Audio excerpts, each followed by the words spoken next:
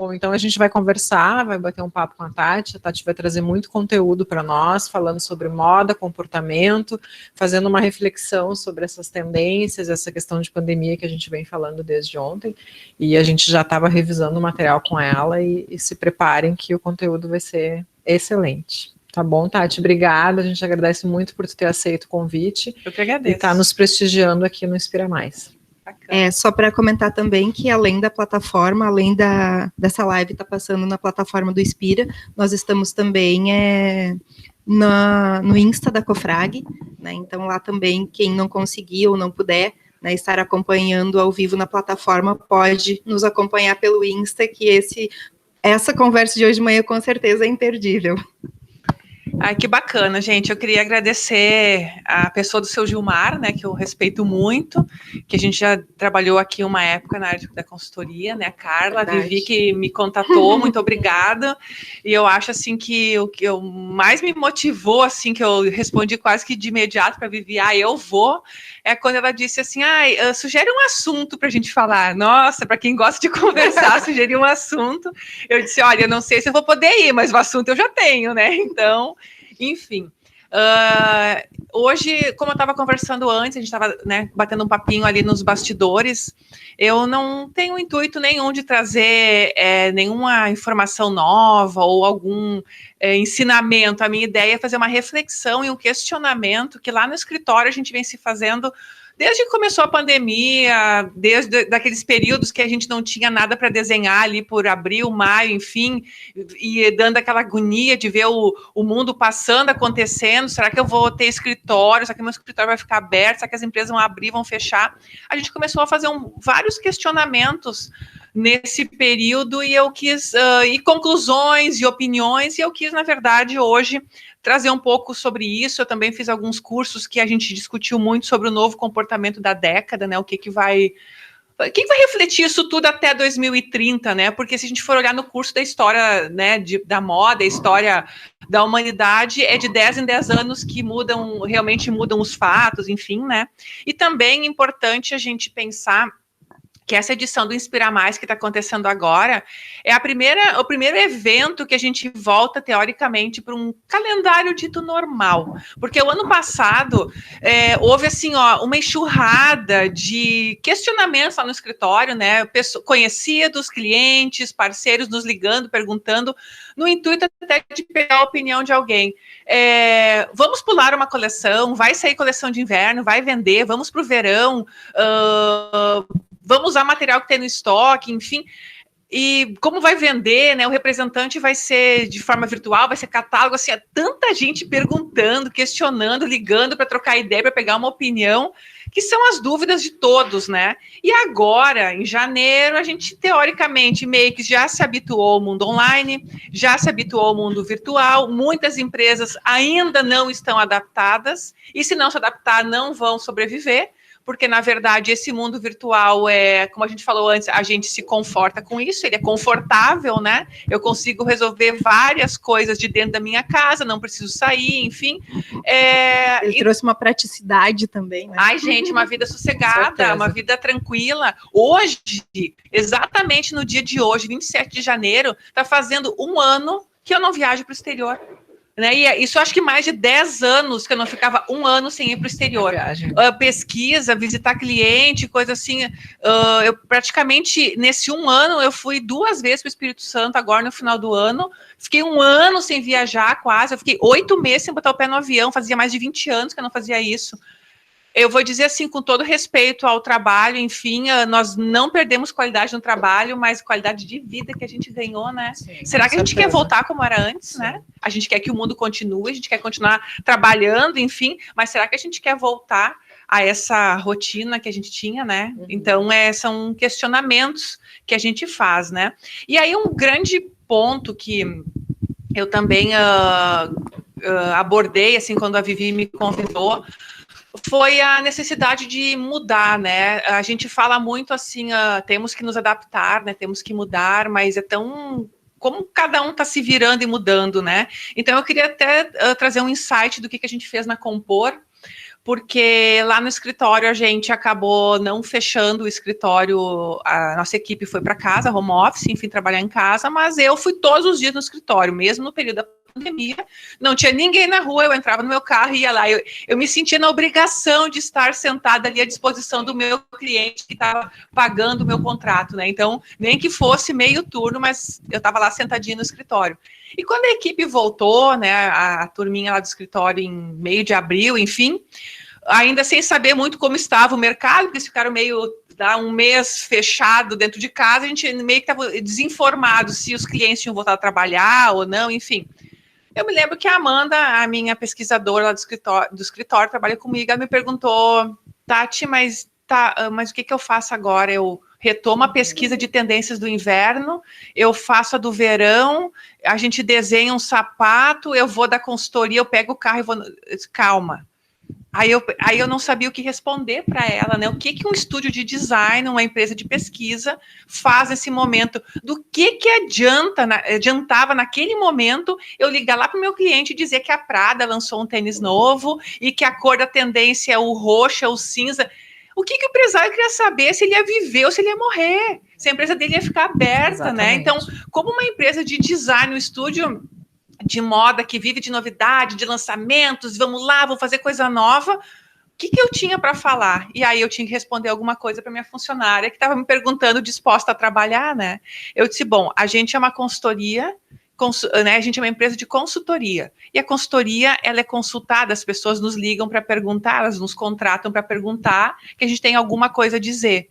Hoje o empresário não quer saber, isso foi em abril, maio, né? O empresário não quer saber que cor é a moda, o nosso cliente não quer saber que tendência, se é preto ou branco, se é natural ou se é artificial, isso não tem, o que ele quer saber é se ele vai viver e se vai ter alguém para comprar o produto dele no futuro. Então nós decidimos naquele momento fazer uma pesquisa, uma análise sobre tudo que estava falando em relação a futuro, economia, política, marcas, quem estava fechando, quem estava abrindo, quem estava se adaptando, enfim, nós fizemos um estudo sobre o que os meios estavam falando sobre pandemia para concluir alguma coisa, para o Estúdio Compor ter uma conclusão do que nós víamos que poderia ser um futuro.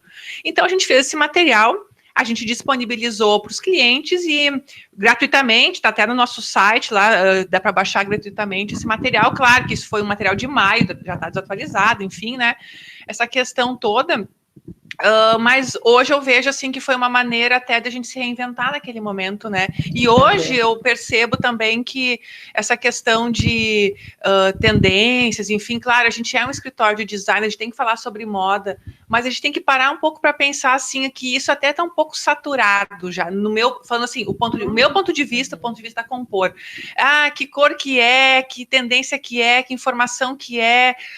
Hoje a gente tem que olhar que o consumidor ele está preocupado com outros valores do que se eu preciso comprar aquilo porque aquilo é modinha. Isso já não tem mais tanta relevância. Então, a gente tem que realmente cuidar como a marca vai se comunicar, como a empresa vai se comunicar, porque muitas coisas aconteceram e que mudaram o jeito da gente pensar, né? E até fazendo uma análise, né?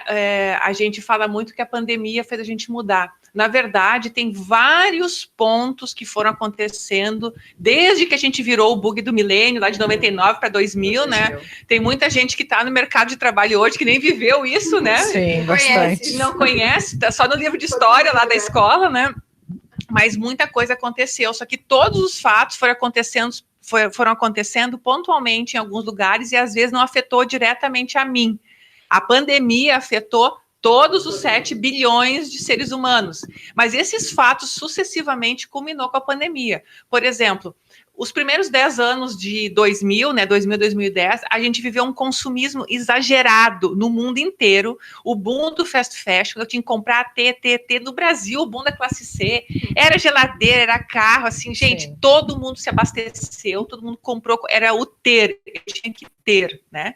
Nesse período também, logo no início do século, aconteceu o atentado às Torres Gêmeas, que realmente a gente falava de um mundo liberado, as pessoas vivendo em comunidade, coisa, e ainda a ideologia política, a ideologia religiosa faz acontecer uma tragédia, uma catástrofe mundial, que logicamente isso não afetou, vai lá, diretamente o meu dia a dia aqui, mas que globalmente afetou economias, enfim, né? A gente já falava de sustentabilidade lá na Eco 92, que aconteceu no Rio de Janeiro, que tinha que as empresas tinham que se comprometer, as economias, os governos, enfim. Aconteceu o painel do clima em 2007, já se falava, mas no fundo, parece assim que nada é efetivo. A gente viu assim que muito das economias se adaptaram porque tinha uma lei que ia te multar e não uma consciência que eu precisava mudar, né? Quando veio a pandemia, que se falou, nossa, eu estou vendo o pico do Himalaia lá né? Depois de 50 anos, eu estou vendo a cor lá de Veneza, do riozinho lá de Veneza, porque conseguiu sentar aquela sujeira no fundo. Aí parece que a gente, nossa, realmente faz diferença. Essa água que é limpa. Exatamente.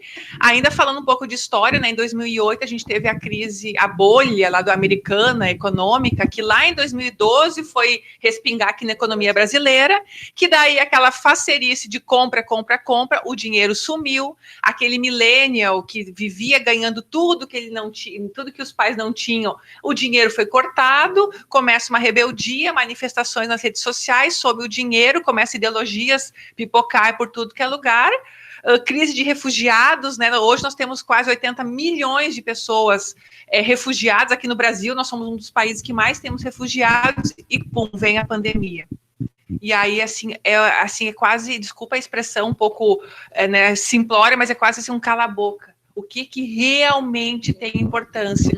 Porque de tudo que eu citei aqui, eram interesses econômicos, interesses de marcas, interesses de economia. Quando veio a pandemia, qual é o interesse que a gente tem hoje? É sobreviver. A gente, sabe, tudo não tem mais importância. É um instinto de sobrevivência, é a gente ter realmente...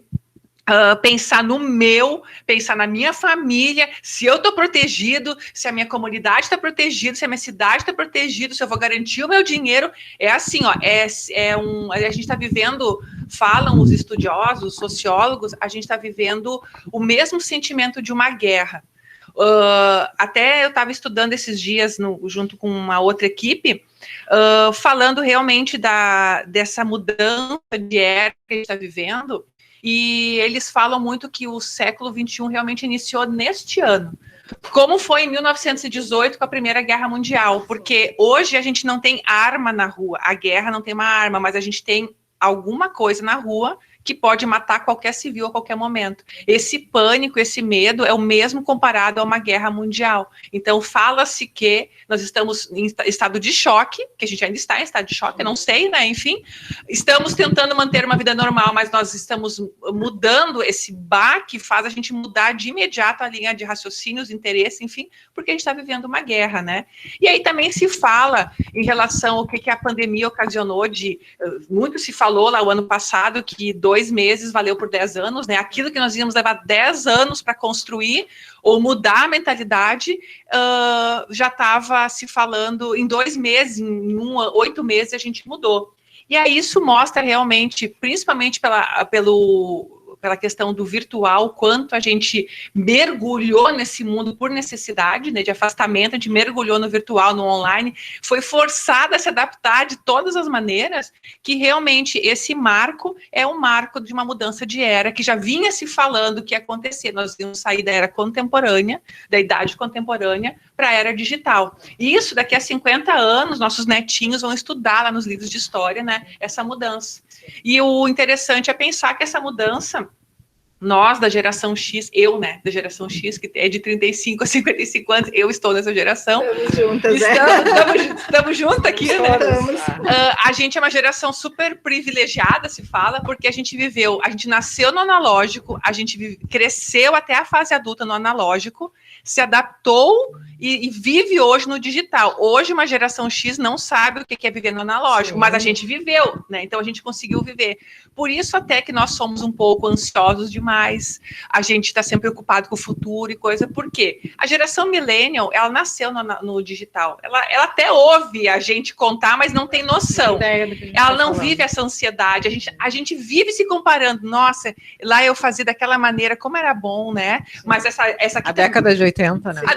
Por isso, gente, que a década de 80 e 90 estão em alta sempre, porque quem tem hoje o poder de consumo é a geração X, né? Assim, financeiramente, Sim. falando que pode Sim. gastar ou tem um dinheiro para gastar. E o que a gente gasta? Coisa que traz conforto. O que traz conforto? Aquilo do passado, né? A gente compra aquilo que nos conforta, né? Então, nesse sentido. E a geração baby boomer, que é antes dos nossos pais, eles até se adaptaram ao online, mas eles pensam analógico. Dá um problema no celular, eles não encostam que pode estragar, né? Adiante. Então, eu gostaria de dizer para nós todos da geração X, parabéns, nós somos sobreviventes, nós estamos fazendo parte da história da humanidade e se confortem com essa ansiedade, porque faz parte do processo. A gente vai estar lá nos livros de história, tá? Então, isso é bacana, né? Aí, falando disso tudo, né, conversando sobre isso tudo, vem os questionamentos daí, né, então fiz um pouco dessa análise, vem os questionamentos, né, então o que a pandemia ocasionou, já vinha acontecendo vários fatos históricos que mostravam que alguma coisa ia acontecer, até que aconteceu a guerra da pandemia. E aí os questionamentos que me vêm depois estamos quase fazendo um ano, né, que nós fechamos as portas em março, foi dia 19 de março, eu me lembro, assim, um dia marcante, né, estamos daqui a um mês, fazendo um ano aqui no Brasil, né. No dia 20 a gente não sabia o que fazer da vida, né. Gente, no dia 20 a gente estava, assim, em casa, meio que, eu nem sei, assim, eu acho que todos estão assim. Para onde vamos, o que faremos. Exatamente, né. E aí eu comecei a questionar, passado agora em dezembro, né, as empresas começam a trazer seus resultados, a analisar, né, o que aconteceu, enfim. A gente teve, falando um pouco do setor coreiro e calçadista, que é o que eu mais tenho conhecimento, a gente teve desde casos de empresas que fecharam as portas totalmente, se atrapalharam, enfim, ou desistiram, umas fecharam porque não conseguiram dar a volta por cima, outras sadiamente desistiram, né, que eu acho até que cada empresário sabe, né, e outras superfaturamento, indo super bem, não conseguindo dar conta da demanda, da entrega, enfim. Aí eu pergunto, por que será que umas foram super bem e outras tiveram que fechar as portas, né? Será que foi só o fato da pandemia ou será que foi um histórico de ações que de repente não foram feitas no passado, né? Não foram vistas no passado recente, muita coisa que sempre foi, a gente sempre deixava para depois, né? Temos que mudar, tá? O temos que mudar é um dia, né? A pandemia forçou todo mundo, quem tinha essa postura de mudar, de olhar para frente, de entender o movimento que estava acontecendo e se adaptar. Quando veio a pandemia, não vou dizer que não sofreu, mas foi mais fácil mudar do que aquelas que estavam numa zona de conforto, né, que sempre foi assim, sempre funcionou assim, porque infelizmente ainda hoje a gente escuta a expressão, eu sempre fiz assim. Sim, isso bastante. Ainda tem, gente, eu não consigo entender como... Olha, se a pessoa pensa assim, pode até pensar, mas não fala, por favor, não fala, para dizer que tu é mais moderninho, que tu é mais atualizado, né. E aí, quando a gente olha por que marcas, isso eu estou falando não só de empresas de componentes, mas empresas de calçados, né, fábricas de calçados, umas vendendo super bem, outras fechando, lojas conseguindo aumentar o faturamento e outras fechando as portas. Quando a gente analisa isso, entra um comportamento novo que está surgindo para essa década, que é a questão dos valores seguros, que a gente já falava até na edição passada do Inspira Mais, falava bastante sobre isso, mas quando a gente vê os resultados nas empresas, dá para exemplificar o que é o valor seguro de fato, né?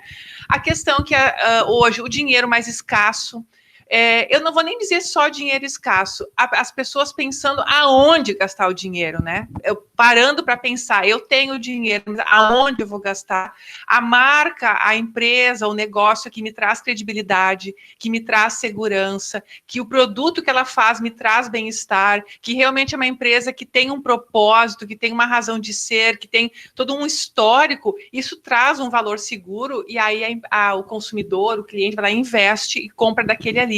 Até falando um pouco sobre as empresas de componentes, eu pude perceber que as empresas que sempre tiveram um planejamento, de repente, financeiramente até um pouco mais sadia, ou até investindo em matéria-prima básica para ter um estoque, estas que tinham planejamento, conseguiram abastecer o mercado, que é a falta de matéria-prima. As que não tinham, que viviam numa roda viva da mão para a boca, que a gente chama, não conseguiram sobreviver. Só que isso faz parte de um planejamento estratégico de 5, 10 anos, tu conseguir ter um estoque de matéria-prima, tu conseguir financeiramente ter uma vida um pouco mais saudável. Isso não se constrói da noite para o dia, né? E isso é valor seguro, né? Isso as empresas, os consumidores finais, os negócios, porque por mais que as empresas, o B2B é empresa comprando de empresa, né? No nosso caso, o comprador é uma pessoa, né?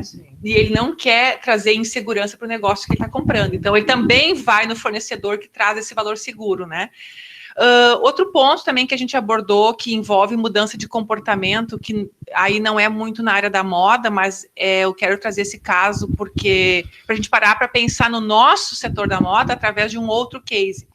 A questão dos jovens, os millennials, e a geração Z, que é essa geração mais nova, que hoje tem 14, 15 anos, que daqui a 5 anos vai decidir compra em casa, vai decidir compra dentro de uma empresa, muitas vezes, né, vai ter 20 e poucos anos. Essa geração já não foi na pandemia, isso já é de anos que está se falando, que essa geração, o dinheiro que ela ganha, o dinheiro que ela gasta, o dinheiro que ela quer é para viver experiências e não mais patrimônio. Então, aquela história de quando tu fizer 18 anos, eu vou te dar um carro. Ninguém mais quer um carro. O jovem não quer mais carro. Ele quer viver experiência, seja viajar, seja um intercâmbio, seja qualquer coisa com a sua própria família, enfim. Mas ele não quer patrimônio, comprar casa, comprar carro, gastar com isso, enfim. Eu tenho exemplos na minha família de vários adolescentes lá de 20 anos, enfim, que não querem viver de Uber, é uma alternativa, ou outros meios, né? E aí, quando a gente analisa este caso específico da questão automobilística, que eu me refiro, a gente tem a questão, daí trazendo um exemplo da Ford, né, que é um case agora, recente, né? Acabou de anunciar que vai sair. Daí eu ouvi falar que tinha a ver com burocracia da política, que eu não quero me envolver, enfim, deve ter coisa de imposto, deve ter, mas um dos motivos que eles declararam é que eles não se adaptaram aos novos tempos, e o que eles produzem no Brasil não está adaptado ao consumo da região, aqui da América Latina, enfim, porque hoje o consumidor, o carro popular, né, o simplesinho, baratinho, ou era para dar para 18 anos, ou era a pessoa mais humilde que comprava. A pessoa mais humilde hoje ou melhorou de vida, que é um carro top, ou não consegue mais nem bancar o carrinho popular, vai andar de Uber, que é melhor. Porque o carro é uma família, né? É a gasolina, é o seguro, né? Então, o que vai ser nesta década, quando esse jovem, que já estamos vendo já de mais de 5 anos estudando sobre isso, daqui a 2, 3, 4, 5 anos, ele é um gerente de uma empresa, ele já está dentro de uma indústria, decidindo, e ele tem esse pensamento aqui. Só no ramo, mundialmente falando, automobilístico, que envolve gasolina, envolve esporte, envolve carro, envolve montador, envolve matéria-prima. O que vai ser disso, né? Como vai ser? Eu vi uma reportagem essa semana que a Porsche, uma marca intocável de carro, assim, tipo, não tem crise na vida dela, tem o público cativo, já declarou que o consumidor fiel dela, que comprava de 4 a 5 carros para a família, vai comprar nesta década de 1 a 2 carros. Eles já estão pensando, saiu uma reportagem, 50%. Como vai se adaptar, eles estão falando já de criar outras marcas ou outros negócios para a marca Porsche, para suprir o faturamento que eles sabem que vão deixar. E não é porque este empresário, essa pessoa que comprava não vai ter o dinheiro para comprar, é porque não vai ter interesse, não precisa ter tanto esse desperdício, é nova consciência, né?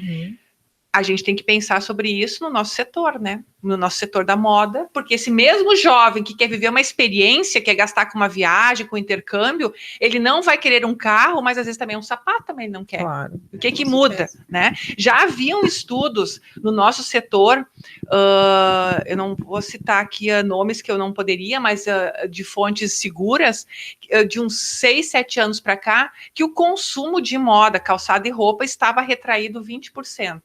No Brasil. Não é que não é questão de caiu 20% por desinteresse das pessoas em necessidade de consumir.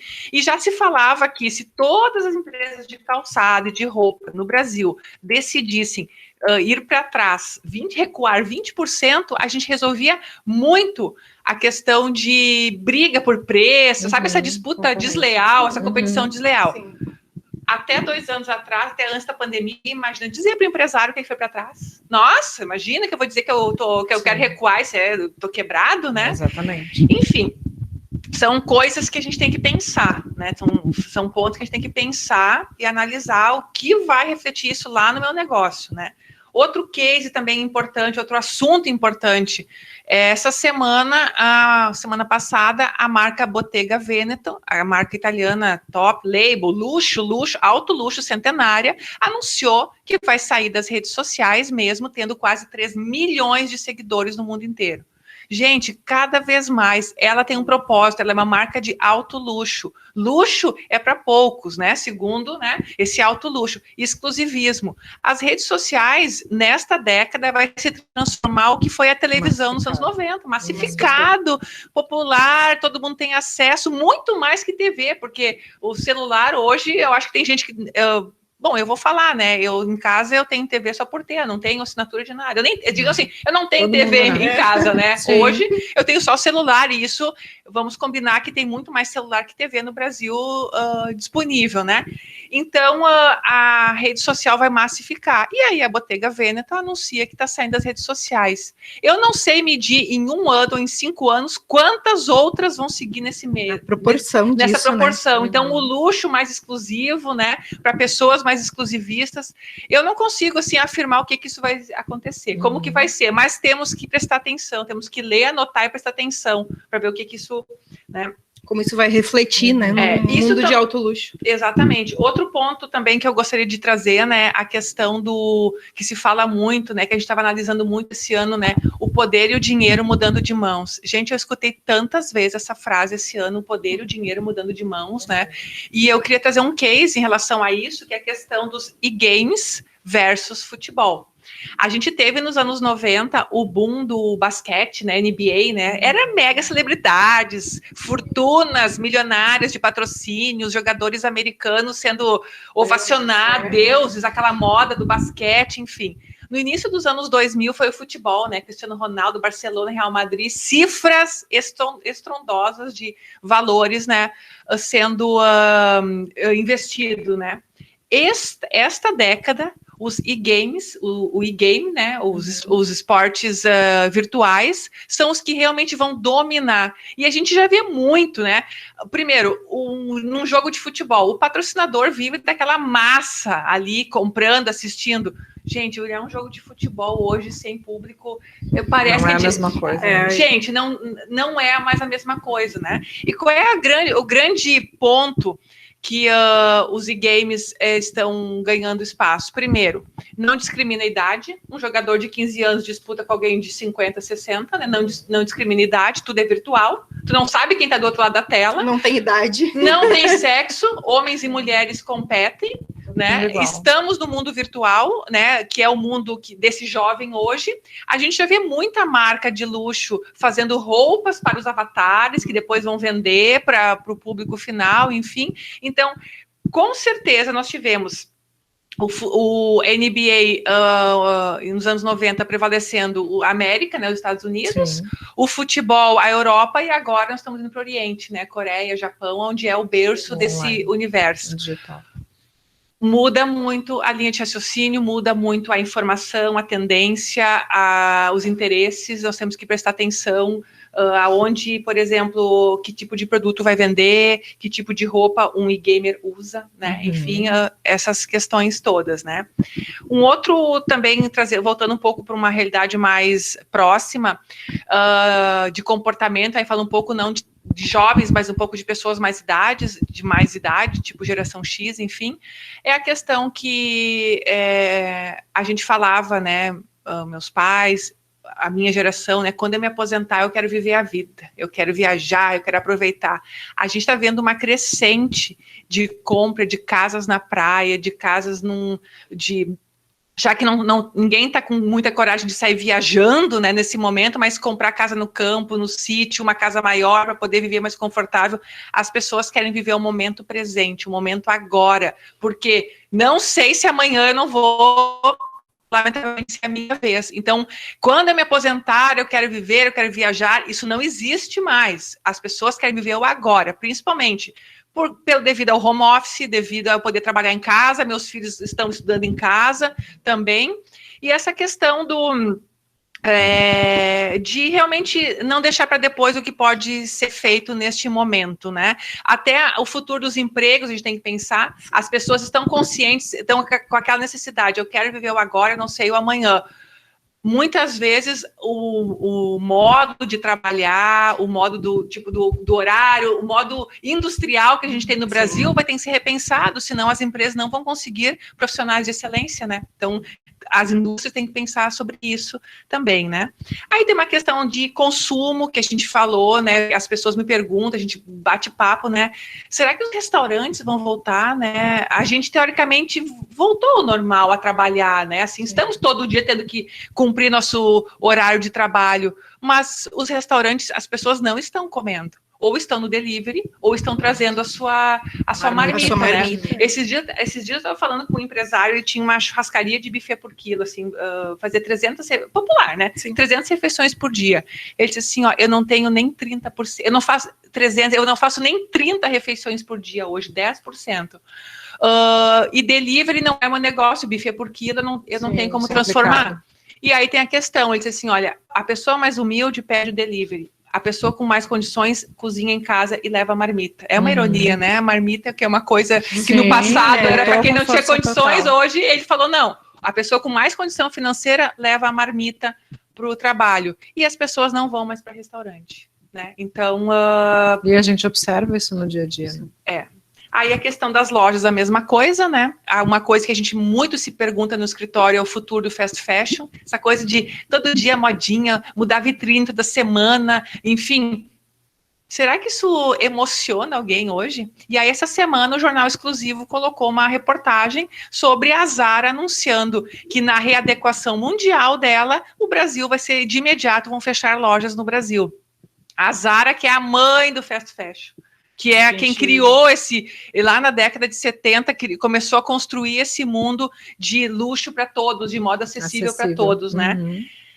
Enfim, gente, então, assim, para concluir, que eu já estou aqui numa conversa já, se deixar, a gente vai até de tarde conversando, né? Eu acho que a gente tem que pensar para essa próxima década que o instinto de sobrevivência vai prevalecer sobre todas as decisões tomadas. Das pessoas, todas as compras, as saídas, as decisões de ir numa festa ou não ir, as decisões de encontrar alguém ou não, comprar algum produto, vai passar por isso me faz bem, eu vou me contaminar, isso vai fazer bem para minha família, vai me dar bem-estar, eu vou estar confortável. O instinto de sobrevivência e a autopreservação vai predominar em todas as decisões inconscientemente. Então, sempre que a gente for criar um produto, alguma coisa, a gente tem que pensar que benefício eu vou trazer e vou divulgar, porque se a gente não fala, as pessoas não sabem, né? Para que eu consiga convencer o consumidor que o meu produto é melhor que o outro, né? Resiliência, que já se falou tanto, mas que a gente, muitas vezes a gente não tem isso, por isso tantos surtos de depressão em clínicas de psicologia e coisas desse tipo, porque aquele negócio, tropecei, cai, tira poeira, né, dá volta por cima, a vida que segue, é bonito falar, mas fazer isso é difícil. E eu acho que as marcas e as empresas que tiverem dentro do seu propósito essa coisa de ajudar, vamos lá, a gente vai conseguir, vem aqui que eu tenho um produto, eu dou um jeito para ti. Sabe essa coisa de motivar a pessoa a ir para frente? Também vai ser a que vai convencer um comprador, alguém de comprar alguma coisa. E um outro ponto importante, como estamos vivendo um mundo de sobrevivência, com certeza negócios, vida muito mais agressiva nos negócios e competitividade, porque assim, ou eu sou agressivo ou eu morro, não tem espaço para meio termo, né? As empresas hoje, tipo assim, dá ou desce, ninguém vai conseguir mais ficar no mais ou menos, eu vou tentar, não tem mais, ou tu vai para frente ou desiste, não é feio desistir hoje, é até bonito, não deu certo, tudo bem, esquece, né? E aí, para terminar, eu trouxe aqui umas ideias, assim, de como a gente se adaptar, né, porque a gente levantar todos esses pontos começa a dar uma agonia, nossa, né, mas como é que eu, pessoa física, posso fazer alguma coisa, né, como é que nós no escritório estamos olhando, né, O primeiro ponto, assim, eu prestar atenção em tudo, né? Tudo que eu estou falando aqui, que eu citei, e outros durante as outras palestras que tiveram aqui, as outras conversas, prestar atenção, anotar, ler uma reportagem, quando vê, nossa, eu escutei aquilo, olha só aquilo de novo, nossa, o que fizeram em relação a isso, né? Não ter preconceito e não ter críticas, porque muitas ações que há 2 anos atrás a gente apontou o dedo e riu, hoje está sendo a solução certa. Aquela ação que, olha o cara fazendo aquilo ali, hoje talvez seja o cara que deu certo, né? Então, não ter preconceito em relação a nada, não criticar nada. Tu pode até ter a tua opinião própria, mas assim, tipo, segura contigo, né? Pode ser que amanhã tu vai ter que fazer a mesma coisa e vai ter que dar a mão à palmatória, né? Entender um pouco esse contexto que a gente está vivendo. E eu acho assim que, para encerrar, eu queria sugerir que hoje é hora de tentar. Porque hoje, se errar, não é feio errar. Hoje até é bonito, poxa, ele tentou, né? Até assim, eu dar um passo para trás e dizer que eu tô recuando, que eu tô fechando, que eu tô enxugando, até é bonito, pô, o cara tá se planejando, ele viu que não dá, né? Que legal. Vai dizer há 2 anos atrás que eu quero enxugar, que eu quero reduzir a minha empresa, vão rir da minha cara, né? Então, hoje é hora de tentar, pior não vai ficar. Então, se arrisquem um pouco. É o que eu tinha para falar hoje sobre trazer algumas informações, né? Bom. E até se a Vivi e a Carla quiserem trazer algum exemplo aqui da Cofrag, também acho bacana, mas são as questões que a gente está vivendo no escritório, né? Tentei resumir aqui tudo que a gente viveu ali nos 10 meses numa consultoria que a gente não sabia se falava de moda, não falava, sim, né? Eu acho que foi muito interessante, porque ontem a gente teve a primeira conversa na manhã com a Sinara, e ela falou bastante sobre tendência, essa questão do conforto, falou sim, sobre a história da sapatilha, a questão do tênis. Então a gente veio falando mais de moda. Na parte da tarde com a Ana Carolina a gente falou sobre marca, sobre propósito, e começamos a falar sobre essa questão de mudança de comportamento. E eu acho que tu linkou muita coisa da conversa da manhã com a conversa da tarde e trouxe essa leitura que vocês fizeram na Compor sobre como a gente estava se sentindo lá em março, em abril, o que as empresas estavam fazendo, como é que o consumidor estava se comportando. Então, acho que fechou bem a nossa conversa de ontem com esse teu bate-papo de agora. E eu acho que o principal é essa reflexão que a gente tem que fazer como pessoa, como empresa, como é que a gente vai se posicionar. Ontem a gente falou que o consumidor vai enxergar com outros olhos, ele vai valorizar coisas que talvez num período atrás não valorizaria, ele vai pensar bem antes de comprar e vai ter uma visão de como a marca está se posicionando, né? A Silvana, Silvana, valeu, Silvana, beijo. As empresas que se organizaram conseguiram passar por este momento. A Silvana, a gente conversou esses dias até, nem sei, esses dias, sei lá, novembro, acho que foi, né? E aí, Tati? E aí, né? E aí, Silvana? E aí a gente trocando uma ideia, porque a gente fica ali, né, vendo. Sim. E sabe, Carla, até te cortando um pouquinho, a gente vê, assim, dentro dos nossos clientes, né, nossas consultorias, a gente se reúne, né, gerentes, enfim, para discutir o produto, enfim. Tá, então vamos fazer o seguinte, vamos tentar, vamos sair um mês e vamos fazer assim, ver o que dá. A gente está vivendo, assim, sim, realmente um dia de semanalmente, experimentação, né? Experimentação. Aí, se deu certo, continua, isso aqui não deu certo, e a gente está criando um jeito novo, sim, né? Mas eu passo de novo, tentar não ter medo de arriscar, se não deu certo, não é feio hoje, as sim, pessoas têm medo de fazer, as pessoas querem acertar na primeira, né?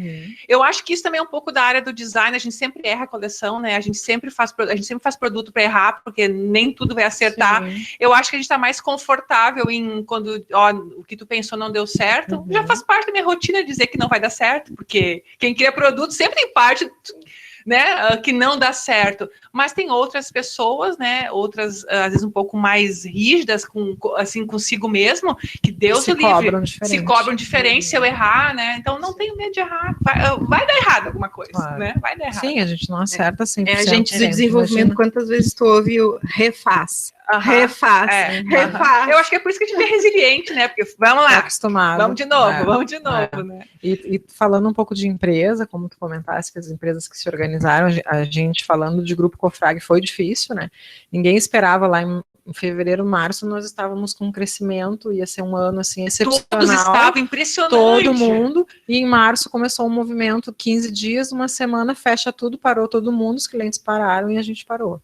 Então, para nós também foi muito importante se posicionar, sentar, se organizar, ações que a gente falava em fazer, daqui a pouco, daqui a 1 ano, 2 anos, a gente se obrigou a fazer, desde reuniões virtuais, que a gente não tinha o hábito, a gente adquiriu o hábito, e agora é para ficar. Então, daqui a pouco eu estou aqui, eu estou falando com São Paulo, a gente está falando com o Ceará, e tu está com uma proximidade que tu resolve o problema na hora, e não precisa ficar postergando para resolver 1 ou 2 dias depois, não, né? Tu sabe, Carla, assim, o ápice do negócio, eu fiz no Grupo Itapuã a primeira coleção pós-pandemia, que foi usar o que tem em casa, adapta o que tem em casa. Então, foi em julho, acho que assim que a gente lançou, né, quando eles retomaram. Tá, a gente tem que apresentar uma coleção, vai ser reunião virtual. Sim. Gente, tinha 40 TVzinhas, né, 40 telinhas, um de cada estado. Eu assim, nossa, eu tô Olha vivendo... Não, eu dizia no escritório, gente, eu tô vivendo isso. Eu tô falando para uma pessoa de cada estado, 2, né, de cada estado do Brasil tá conectado ao mesmo tempo. Não, ainda bem que eu tô viva para viver isso. Gente, parece uma bobagem, mas eu assim, ó, eu falava lá pro Caio, a gente tá vivendo isso, né? Que loucura, né? Parece uma bobagem, mas é os Jetsons dos anos 60. Sim, né? e a gente foi se reinventando e se readaptando a cada dia, a cada semana. E aí eu vou trazer o Gilmar um pouco para a conversa, embora ele não esteja aqui conosco. Uma coisa que a gente tem muito orgulho de dizer, e aí eu vou pegar um gancho da tua conversa, é que nós, como grupo Cofrag, a gente pode bater no peito e dizer que a gente não deixou o mercado na mão. A gente se organizou, a gente foi atrás, a gente batalhou e a gente teve matéria-prima para garantir abastecimento durante todo esse período que passou. Que assim como tu comentasse, setembro, outubro, deu um boom de produção e não, vamos, adequamos aqui, garantimos matéria-prima. Então, assim, até clientes que a gente não atendia num determinado produto vieram nos procurar porque estavam com dificuldade de abastecimento no mercado e a gente conseguiu atender todos aqueles que já tínhamos um compromisso e assumir mais com outros. Então, assim, a gente passou por esse período, ainda está difícil, o ano de 2021 não está iniciando exatamente como a gente esperava na questão de matéria-prima, muito aumento de preço, mas a gente passou pelo período e não deixamos ninguém na mão. Estamos aqui fortes para seguir 2021. Isso é uma coisa também que a gente tem muito orgulho, né? Exatamente. Isso é valor seguro, tu pode ter certeza que daqui a meio ano, daqui a 1 ano, se um comprador tiver que tomar uma decisão, ele vai lembrar que no momento que ele mais precisou, foi essa empresa que passou segurança para ele, né? Então, isso é muito importante. Esse é o comportamento da década, sabe? Para esse ano, para esses próximos 10 anos, isso vai ter muita importância, né? A gente tem bastante orgulho, como a Vivi falou, internamente a gente está sempre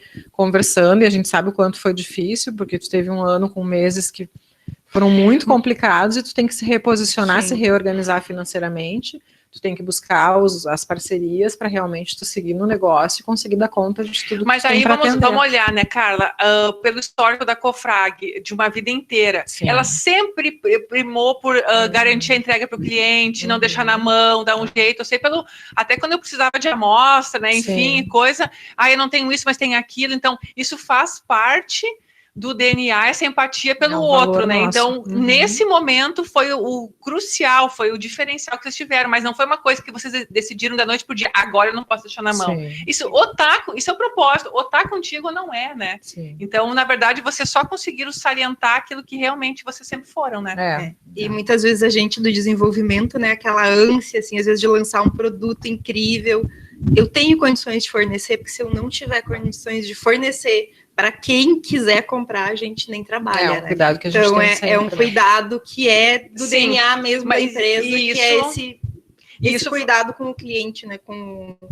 Isso até é uma premissa da Compor. A gente tem a questão assim, a coleção tem que ser top, tem que desenhar, tem que pensar na melhor ideia. Mas é melhor a ideia ser lançada a 80%, mesmo não sendo o meu melhor, do que lançada na data errada ou que não dê para produzir. Então, é isso que eu estou falando. Então, assim, eu prefiro fazer algo bacana, ou, né, dentro do que eu posso entregar, eu posso garantir do que fazer o melhor, mas que não seja produzível, que deixe o cliente na mão.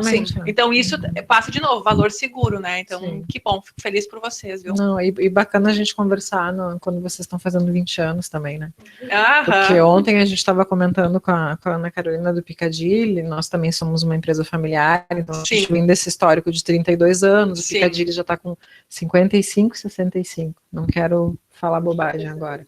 Então a gente vem de uma história, vocês com 20 anos, a gente sabe o quanto é difícil, quanto a gente batalha no dia a dia, e a gente comentava assim, achávamos que já tínhamos passado por tudo, ou praticamente Nossa. tudo, né? E veio a pandemia que nos ensinou, não, nada Ainda tão pode piorar. Pode piorar e tal, mas vamos seguir, vamos nos reinventar, buscar alternativas de produto, de processo, de atendimento, de forma de se conectar com os nossos clientes, de se comunicar com os nossos clientes, né? E aí isso vale para nós como componentes, como indústria, para a cadeia do calçado e para o lojista no consumidor final, Sim. né? Sabe, Carla, que fazendo um gancho assim é bem bacana, porque na verdade a gente vende credibilidade.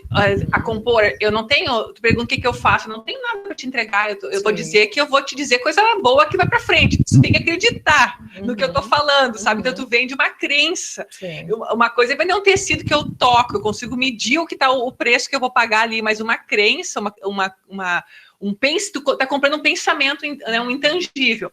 E quando a gente abriu o escritório, eu me lembro que, né, a minha mãe dizia assim que as amigas dela perguntavam assim, tá, mas a tua filha faz o quê? É que nem hoje dizer pro seu Gilmar, não pro seu Gilmar, mas veja a pessoa mais velha, não, é que o teu netinho é diretor de conteúdo. Sim. Oi, o que é isso? Dizer lá, quando eu comecei com o Caio o negócio, lá em 98, 2000 ali, não, a gente é designer. A gente faz projetos. Oi, o que é isso? O que faz? Ainda em 93, as fábricas tudo quebrando. Eu me lembro que minha mãe dizia assim, que as amigas falavam, diz pra tua filha sair desse calçado, desiste. Hoje, tudo que eu tenho na vida foi o calçado que me deu. Quer dizer assim, ó, é não desistir, é trabalhar, é batalhar, né? Nós todos aqui, a gente pode falar isso com Exatamente. certeza, né? Então, todas as oportunidades que eu tive na vida foi o calçado que me deu. Então, é muito engraçado, né, essa questão de novas profissões, porque lá nos anos 90, designer era modelista na fábrica, um estilista, isso eram novas profissões surgindo, né? E a gente conseguir vender essa ideia, né? Tu dizer que tu sabe fazer alguém acreditar, porque a pessoa paga antes de ver, né? A coleção sai meio ano depois, ela começa a pagar antes de ver. Então, gente, é um desafio, viu? E tu falaste de planejamento, tudo aí é pesquisa e planejamento, né? Tu pesquisa para se planejar, para se organizar, para estar o melhor preparado possível para aquele cenário que tu vai enfrentar. Por exemplo, a minha primeira formação é administração de empresas, né? Eu nem sou formada como moda, só depois na pós, né? Mas a minha primeira formação foi administração e é assim, ó, o diferencial que eu vejo assim para conseguir. Eu ia te dizer isso, te trouxe uma base de negócio, uma base de negócio muito interessante. Dúvida. Entender as empresas, né? Porque a cabeça do empresário. A cabeça do empresário é a nossa premissa no escritório. Se não vendeu, não adiantou, tá bonito, não funcionou. Não adianta tá bonito se não vende, não dá resultado para o cliente, esquece. Não adianta, mas ficou tão bonito, não vendeu. Não adiantou, não deu, não gerou dinheiro. Sim, não adiantou. Tem que ter resultado. Né? Exatamente. Muito bom. Vive. Bom, só assim, foi feliz, um prazer feliz por ter tido esse insight de entrar no site da Compor, que eu tinha recebido aquele material um tempo atrás, e aí entrei, tipo, para reler ele, porque quando eu li, assim, ele me deixou, assim, tão eufórica, eu disse, não, deixa eu trazer isso de volta, né, nesse novo momento, né? Que a gente também iniciou esse novo ano um pouco mais acostumado com as restrições, vamos falar assim, e aí eu disse, não, deixa eu buscar a Tati, deixa eu ver se ela está disponível, a Tati também estava com um problema de saúde, né, e Tati, se não conseguir vir presencial, vamos tentar fazer esse bate-papo virtual, porque realmente o conteúdo que eu li ali e que está disponível, acredito que ainda esteja, para as pessoas olharem, assim, é muito, muito bacana e faz realmente a gente pensar, né, e pensar de tudo que tu falou aqui, que acho que é incrível, né, e todo mundo que assistiu, que teve a oportunidade, depois vai ficar gravado, né, e também disponível nas nossas redes sociais, quem não puder assista, que valeu muito a pena, indique. E eu acho assim que só tenho a agradecer, né, conteúdo, uma pessoa incrível, a gente iniciou a estamparia, né, com a Tati nos dando consultoria, então, para a gente que iniciou a Cofrag, assim, na moda, né, vamos falar assim, quando começou a se falar em tendências... Faz parte da nossa história também. A Tati, né, hoje faz parte da história da Cofrag, já na Compor, né, e só tenho a agradecer. Muito obrigada mesmo. Para mim foi um prazer poder falar sobre expor a opinião, né, expor a opinião própria, a opinião do nosso escritório, enfim, isso é um prazerzão, adoro a Cofrag, sempre indico, o seu Gilmar sempre me tratou super bem, todos, né, a Carla, o teu irmão, o Rodrigo, contigo, né? Enfim, eu tinha contato e com outras pessoas que estavam aqui. Depois a Vivi entrou, a Maitê, verdade, né? Nossa. Então, para mim, é só agradecimento. Muito obrigada e sempre que precisar, podem me ligar. Conta com a gente para sempre também, quando precisar. Obrigada. Foi um prazer te ouvir.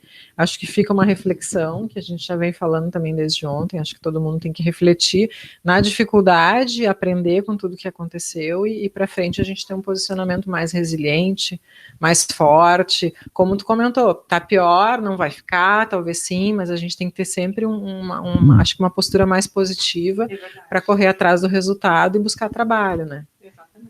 Muito obrigada, Tati, foi um prazer te ouvir. Estamos aqui e à tarde a gente volta às 3h, nós vamos ter uma conversa com o Ismael Fischer da Calçados Bibi, a gente vai falar um pouco sobre sustentabilidade, tá bom? Nos acompanhe na parte da tarde. Obrigada. Até mais.